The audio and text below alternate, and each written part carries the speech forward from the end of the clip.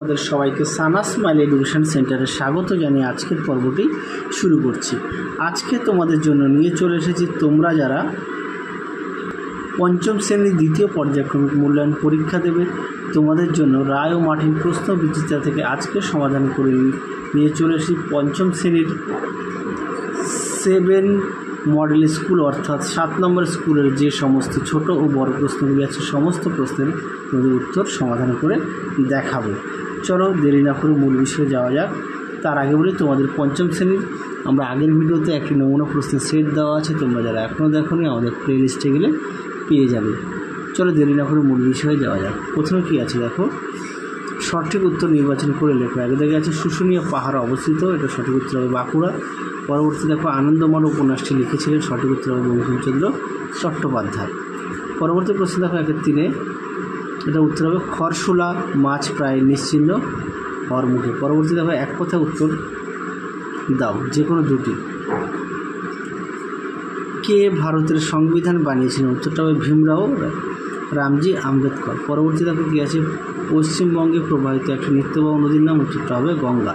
পরেরটা দেখো কী আছে, কিসের সাহায্যে খড় ও ধান আলাদা করা হয়? উত্তরটা হবে হারভেস্টারের সাহায্যে।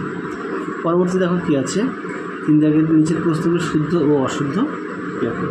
প্রথমটা কী আছে, মালদা জেলার মাঝখান দিয়ে বয়ে গেছে মহানন্দা নদী, এটা আছে শুদ্ধ। পরেরটা দেখো 3-2 কী আছে, তুঁত গাছের চাষ ভালো হয় তরাই অঞ্চলে, এটা উত্তর হবে অশুদ্ধ।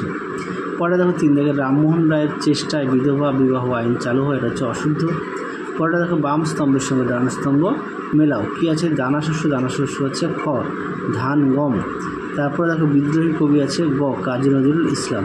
পরেরটা দেখো তাম্রলিপ্ত হবে ক, রূপনারায়ণ নদী।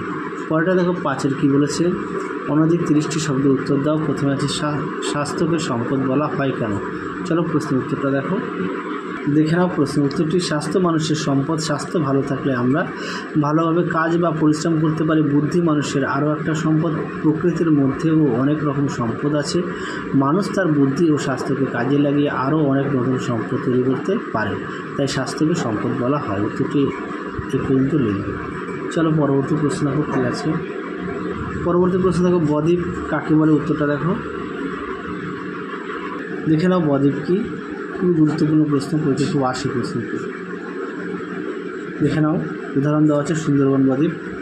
আমরা মুখে বললাম না, উত্তরটা একটু দেখে নাও, এখান থেকে তোমরা এফডি লিখবে। চলো পরবর্তী প্রশ্ন দেখো কী আছে। পরবর্তী আছে সিধু ও কানহু কেন বিখ্যাত? উত্তরটা দেখে নাও, সিধু ও কানহু কেন বিখ্যাত? উত্তরটি এখান থেকে এফডি লিখবে। সুন্দর করে দেওয়া আছে, দেখে নাও।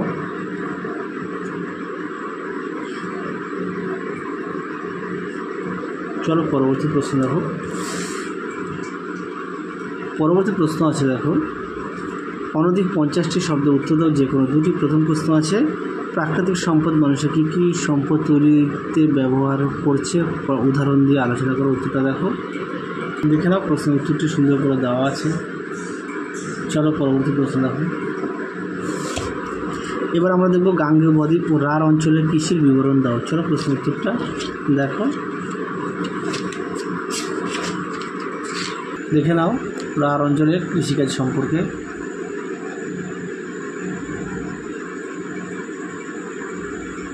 পরবর্তী প্রশ্ন দেখো, প্রশান্ত চন্দ্র মহারাণবীর স্মরণীয় কেন? উত্তরটা দেখে নাও। প্রশ্ন উত্তরটি সুন্দর করে দেওয়া আছে, দেখে নাও, আমি মুখে বললাম না।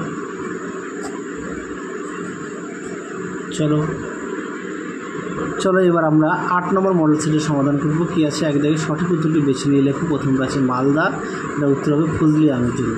পরবর্তী দেখো 2-এর কী আছে, আমাদের দেশ স্বাধীন হয়, এটা উত্তর হবে 1947 সালে।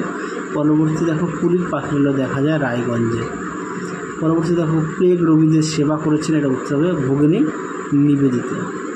পরেরটা দেখো মাস্টারদের নামে পরিচিত ছিলেন মাস্টারদের সূর্য সেন। পরেরটা দেখো বাঁশের কিল্লা বানিয়েছেন, এটা উত্তর হবে অপশান খ, তিতু মির। পরবর্তী দেখো 2 দেখো কী বলেছে, এক কথায় উত্তর দাও। 2-এর 1 সোনার বাংলা গানটি কার লেখা? উত্তরটা হবে রবীন্দ্রনাথ ঠাকুর। পরবর্তী দেখো কী আছে, রয়্যাল বেঙ্গল টাইগার কোথায় দেখা যায়? উত্তর হবে সুন্দরবনে। পরেরটা দেখো 3 দেখো, কৃষ্ণনগরে কিসের জন্য বিখ্যাত? উত্তর হবে সরপুরিয়া। তারপর হচ্ছে মাটির পুতুল পরেরটা দেখো এক শৃঙ্গ গন্ডার কোথায় দেখা যায়, এটা উত্তর হবে জলদাপাড়া অভয়ারণ্য। পরেরটা দেখো বঙ্গভঙ্গ কত সালে রদ হয়, এটা উত্তর হবে 1905 সালে। পরেরটা দেখো কাকে গান্ধীবুড়ি বলা হয়, এটা উত্তর হবে মাতঙ্গিনী হাজরাকে। পরবর্তী দেখো কয় স্তম্ভের সঙ্গে ক্ষয় স্তম্ভ মেলাও। প্রথমে আছে কি মানুষের স্বাস্থ্য, এটা হবে একটি সম্পদ মানে খ।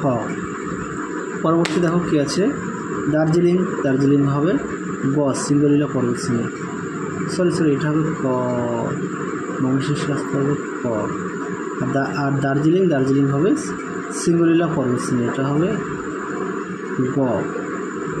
পরবর্তী দেখো ইংলিশ বাজার হবে মালদা মানে উ।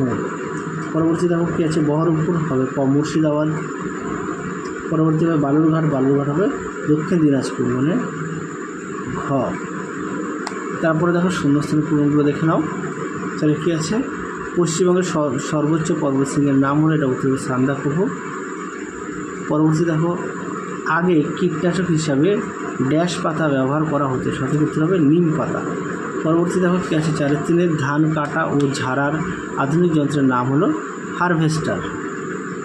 পরবর্তী দেখো কেঁচো মাটির ড্যাশ উপাদান, এটা উত্তর হবে সজীব জৈব।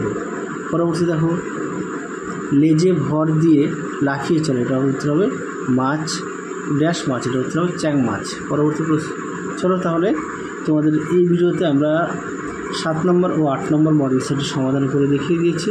তাহলে চলো আজকের মতো এখানে সমাপ্ত করছি। আবার দেখা হবে খুব শীঘ্রই তোমাদের পরবর্তী ভিডিওতে। তোমরা সবাই সুস্থ থেকো, ভালো থেকো, টাটা।